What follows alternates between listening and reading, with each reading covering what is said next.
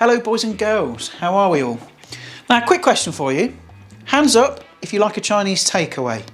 I know I flipping do. But listen, we're gonna have to cut back on these things, aren't we? Because no one's got any bloody money anymore. Thanks to certain people giving us these, That's what they're doing. There you go, have some of that.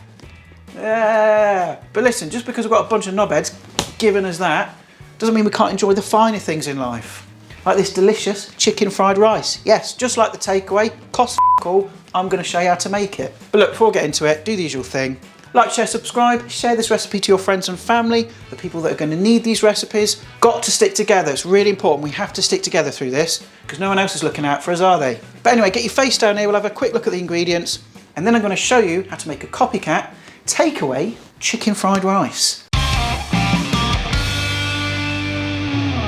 Okay, so here are the ingredients for our chicken fried rice. Now it might look like there's a lot of ingredients here, but you've got to remember a lot of these ingredients cost pence. Okay, we've got a bit of rice, we've got some carrot, we've got some red pepper, we've got 1 onion, we've got some frozen peas, we've got a bit of ginger, garlic and chilli, couple of eggs, got some leftover chicken, got some soy sauce, bit of sesame oil. Most of this stuff here costs pence, and obviously the chicken was left over. But just a couple of really important pointers here before we get on and make the stir fry. The first thing is the rice itself. Now I'm using basmati rice, just because that's what I've got, but you could use jasmine rice as well. But the crucial thing here is don't use freshly cooked rice. The reason being is it's going to be too wet, there's too much moisture, and your stir fry is going to turn into a stir slosh. You're going to have a big, horrible, sloppy mess. So what I'd advise you do is if you're making some dinner that you're going to have rice with, make some extra and then portion out how much you need for this recipe. All the ingredients will be below in the description. And then let it cool and then put it in the fridge overnight, covered. This makes sure that the rice is nice and dry so we don't get sloppy, horrible, wet stir fry. The second thing as well is make sure you do your mise en place before any stir fry, right? Mise en place just basically means chop all your up, right? Get it ready, because this stir fry comes together really quickly. The last thing that you need is as you're cooking it, you're having to do chopping as well. Get it all done first, then make your stir fry. So there's your little pep talk. Got our ingredients here, let's start cooking it. Right, so I've got my pan here. The first thing we're gonna do is scramble our eggs. I'm gonna go in with some oil, a tablespoon. Now some of you might be looking at this and thinking it's a wok. It's not a wok, this is called a chef's pan. It's kind of similar, but obviously it's got a flatter bottom. You can use a wok, chef's pan, frying pan. Listen, use what you've got. We're not trying to make authentic Chinese food here. Again, this is getting by food and getting the most out of what we've got. So don't come at me, bro, Uncle Roger. Leave me alone.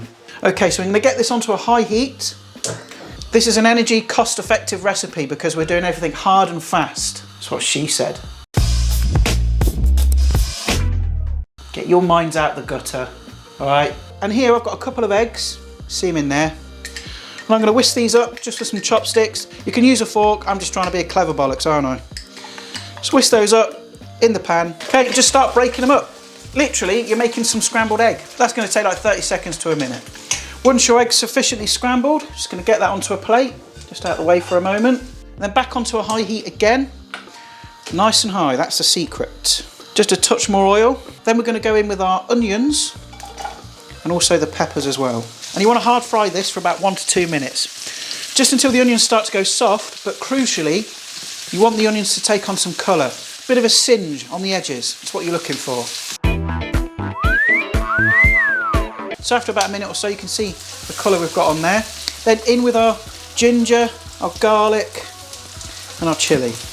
You can use ginger garlic paste if you haven't got fresh. I just happen to have some, because I made some butter chicken the other day. To give that, I'd say about 30 seconds, because remember it's very hot in here, and we don't want to burn that garlic. Next in with our carrot, and also the rice. Get that in there. You see how lovely and dry it is? That's the key. Give that a good old mix up, and make sure you keep everything moving, okay, because that helps, you know, for things not to burn like the garlic. And add a touch more oil because it is sticking a little bit. Never mind. It's a bit of a crap pan, to be honest. I got it from a charity shop for like £1. Now I'm going to stir this for about a minute, just get everything combined, keep it moving. Next in with the frozen peas. In they go. Egg, go back in with that. And also the leftover chicken. Again, I'm going to put like swap outs on the screen so you can put other stuff in there. You've got, you know, if you have like a Sunday roast, you've got some leftover chicken, use that. You don't need to go out and buy extra stuff. Next I'm going to add some MSG. You can leave this out, okay? If you're a bit funny about it, then don't use it. But honestly, MSG is fine. There's lots of myths surrounding it. You don't need a lot.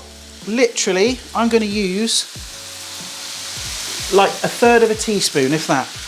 But what this does is it gives everything a kind of umami boost. You know when you have a Chinese takeaway and then you try to kind of replicate it at home and you think it's missing something? What is that? It's the MSG, trust me. Next, I'm going to go in with about a tablespoon of soy sauce. I'm using Kikkoman. You can use whatever you've got. And a tiny bit of sesame oil. Don't use a lot. Like, again, about 1/3 teaspoon. It's very potent stuff. If you put too much in, it's all just going to taste the same. And I'm going to finish with a little pinch of salt. Hold back on it though, because there's salt in the soy sauce. So you can always add more, you can't take away. And that's it. I've turned the heat off. There's your chicken fried rice. This is going to be like the quickest bloody video I've ever made, isn't it? Let's serve some up.